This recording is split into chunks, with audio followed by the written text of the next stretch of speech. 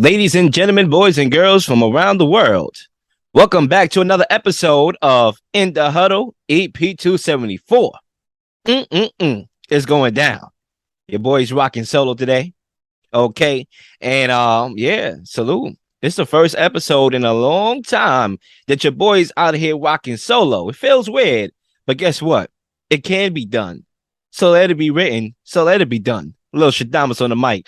Ladies and gentlemen, before I even say another word, subscribe to the channel, like the video. It's imperative, y'all. YouTube is out here playing with a brother videos, not throwing my videos up there in the algorithms. Obviously, new media needs to be supported. Channels that are inspiring like myself. So it goes a long way to like and subscribe and to feel the vibe. Listen, we sports fans out here, right? We always want that sports content. I'm a YouTube explorer my damn self. I always like to hear good content, good perspectives, and that's exactly what we bring here on this platform. Real Lil TV, In the Huddle. I mean, you name it, we got it for you. So definitely get in tune, like and subscribe, and of course, feel the vibe. I'm going to be drumming that throughout the whole entire segment. Subscribe to the channel and like the video. Woo! We're going to talk about it today because it's going down, and I'm a boxing fan. I'm a crazy boxing fan, as you all know, and we're going to talk some boxing because a couple days ago, Andy Ruiz Jr., drops Ortiz 3 times en route to a decision win over Luis King Kong Ortiz. And we're going to break it down. On Instagram, I posted a poll of some questions, asked about some questions regarding this fight after the fight. And so I picked the best 3 questions. And what I'm going to do is I'm going to use those 3 questions to formulate and guide my perspective on the fight and my reactions to the fight. So that's exactly what we're going to do. Unique reactions to the fight that went down. So let's begin. Stock up, stock down with Andy Ruiz after the win. Very good question.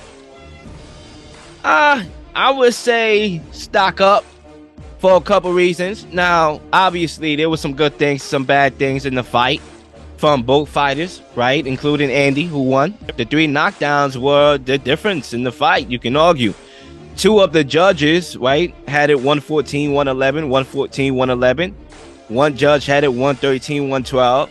Clear with 3 knockdowns, a relatively close fight when you consider the fact 3 knockdowns. You tell me without me watching the fight, somebody got knocked down 3 times. I would assume the scorecards will be looking much, much wider than that. So that implies to me that Ruiz was losing every other round, pretty much outside of the rounds that he got the knockdowns, which kind of put him over the top and maybe an additional round or 2 there outside of that, right? So, credit to Ortiz for, switching up his game plan after that atrocious second round. And you can argue Ortiz had a bad round. He got knocked down twice in that second round. There's an argument that could be made that he had a bad round, which cost him the fight. Even though he got touched in the 7th round, still, that second round clearly was, if he had a better round, he probably would have won that fight. And, something with Ortiz with his legs. He's on spaghetti legs. And ever since that Charles Martin fight, he's been on that spaghetti legs. He can never find his balance. And, the power bailed him out of the last fight, and it didn't do so here. That off-balancedness carried on to this fight. And even when, credit to him, when he reverted back to the boxing out of the southpaw stance and outboxing Ruiz and backing Ruiz up, even though he did that, when you look at his legs, he still was off balance, even though he kind of had more success as the fight progressed. So, that's Ortiz right there. But as far as Andy Ruiz side of things, I could be impressed with him for a couple reasons. Number one, he showed me that he has an underrated chin. That's what he showed me.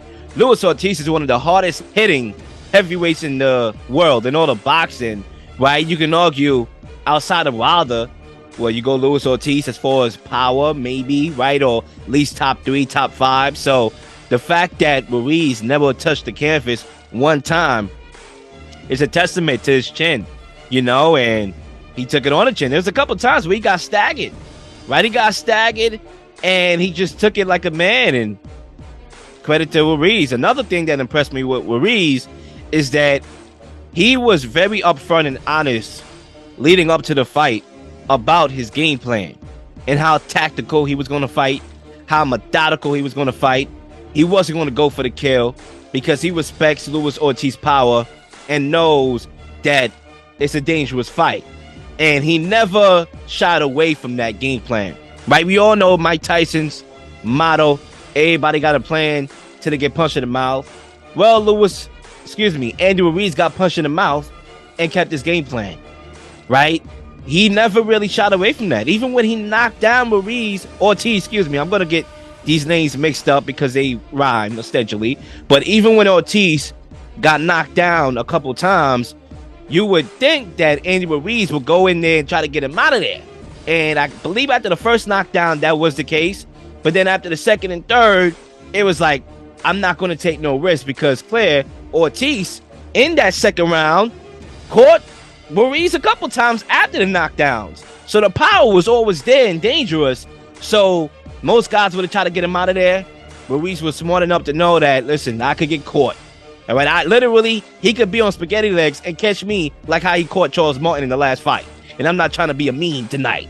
So credit to, Ruiz, and that's why I would say stock up, even though there's a couple things that could be tweaked. With the last fight against Chris Arreola, there was a couple things that needed to be tweaked. And, of course, the fight with Joshua, the second one. So Ruiz do come with some limitations and some weaknesses and some things that he needs to go back to the drawing boards and fix. But he also comes with some skills. The speed is always there. And, he's a very underrated fighter at that, too. So stock up. Did the heavyweight division box Luis Ortiz out? That's a very, very interesting question right there, right? I would say yes and no.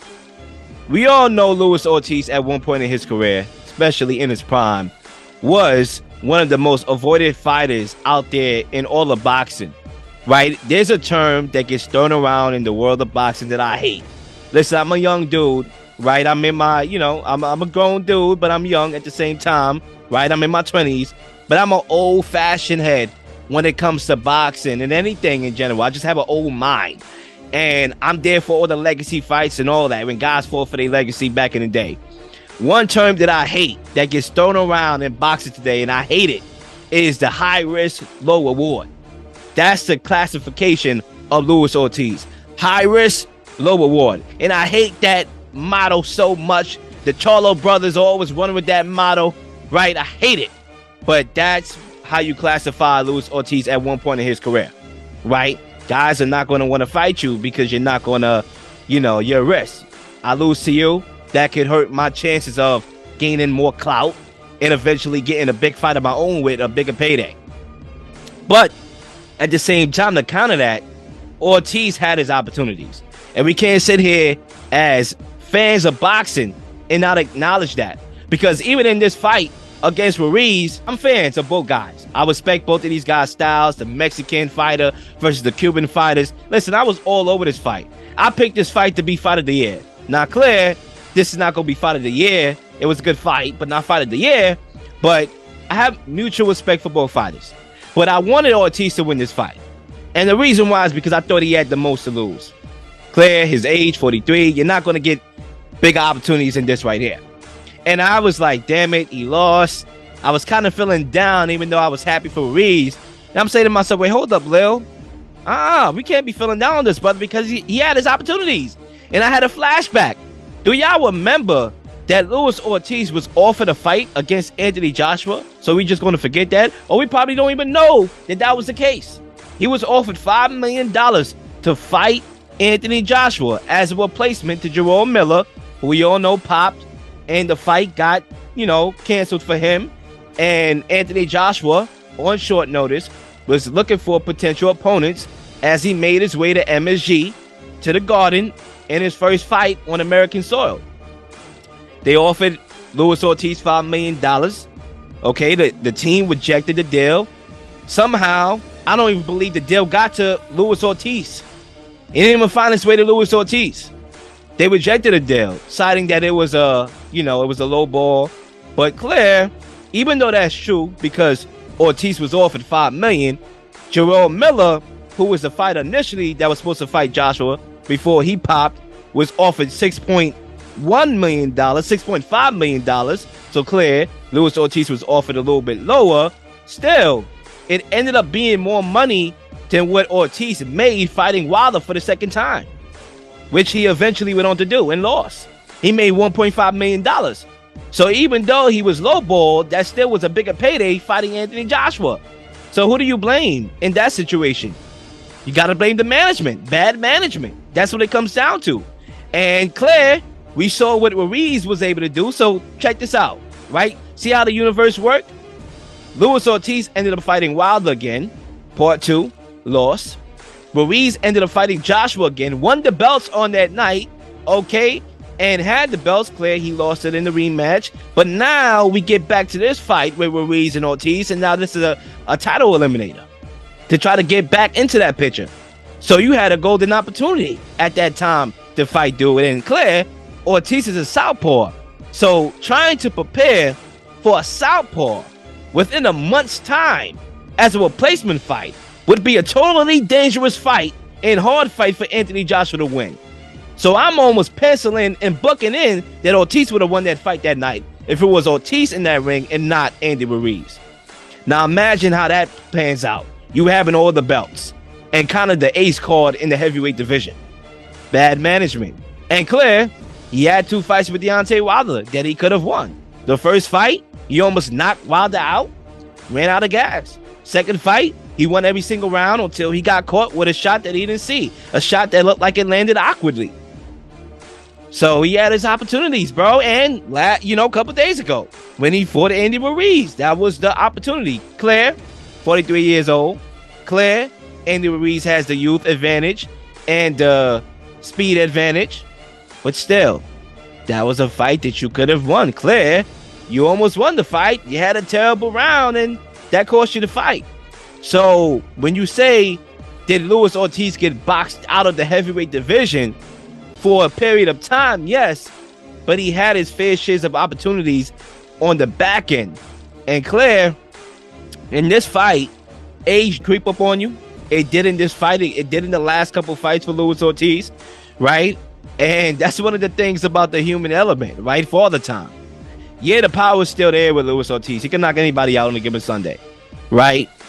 But one of the first, things that you lose declining as a individual in your 40s is your legs. That's the first thing gone, man. You know what I'm saying? You go to the dance floor, you're trying to get your boogie on, and then your legs give out on you. That's the first thing that goes is your legs. And clearly, it went for Luis Ortiz. Now, I'm not sure where he goes from here. I think it's all about done. I don't think he's, a gatekeeper in the division. I don't even think he could be that because he's so dangerous, right? Guys still don't want to fight him at this age. So he's probably going to be fighting B level and C level fighters if he decides that he want to continue his career. All right, let's move on to the next question. How interested should we be in an Andy Ruiz, Deontay Wilder showdown? Now, let me take a sip of water for this one. I think it's a good fight. I think we should be all over that. Exciting fight, Both fighters are good fighters, Claire. It should be an easier fight to make. They're on a collision course. Andy Ruiz just fought, right? A month later, Wilder's going to be fighting. So when you look at the boxing calendar, that's a fight that's aligning up for them to fight. And they're under the same management, PBC Boxing. So it's an easy fight to make. And I think that's ultimately what's going to happen after Wilder takes care of business against Robert Helenius. Now, for Andy Ruiz to win that fight, I think he's going to have to fight from the pocket. He's going to have to be in the pocket and go blow for blow with Deontay Wilder. And I know that sounds like a suicide mission, but Andy Ruiz is not elusive in the sense where defensively, when you look at his weight, he could be that elusive and move around the ring. He's going to have to get in that pocket and try to do what he did with with Ortiz and Anthony Joshua. Got him out of there with that speed. Listen, he caught Ortiz with the same punches he caught Anthony Joshua with, right? And Claire, Ruiz got an underrated chin, like I said before. He took Anthony Joshua's shot, He took Luis Ortiz's shot. They hit hard. He could potentially take Wilder's shot and get back up from it. Not clear. Wilder is one of the most hardest heavyweight division hitters in the world. Clear of all time, to be exact. So that's another animal right there. But I think it's a fight that we should be looking forward to when it happens, no matter who we think will win or not. But nevertheless, it's time for me to go. It's a wrap here. Like and subscribe once again. Feel the vibe. We got more videos coming your way. We talk boxing here. We do fight reactions, fight predictions. We do some NFL stuff, a lot of NFL stuff. We do some NBA stuff. We got it all for you here on Real Lil TV. So subscribe, hit the bell, and on to the next time. Peace.